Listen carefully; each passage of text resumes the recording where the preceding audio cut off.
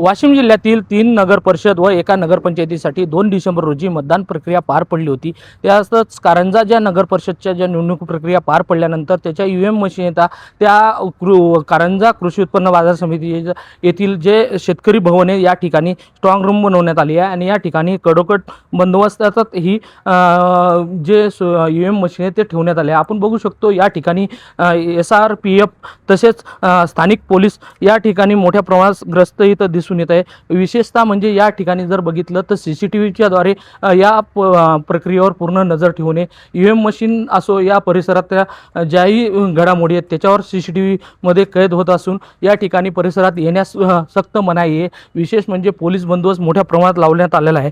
या ठिकाणी जर बघितलं तर 20 पोलीस सकाळी 20 पोलीस संध्याकाळी आणि तसेच दिवसभरात या फेऱ्या बदलत असतात। SRPFच्या ज्या टीम येतात त्याची जर बघितले तर 8 तासाची ड्युटी म्हटलं तर 8 जणांची ड्युटी आहे आणि दुसऱ्या वेळेस 8 जणांची ड्युटी आहे। त्यामुळे यांचा 12 तासाचा जो शेड्यूल आहे तो ठरलेला आहे।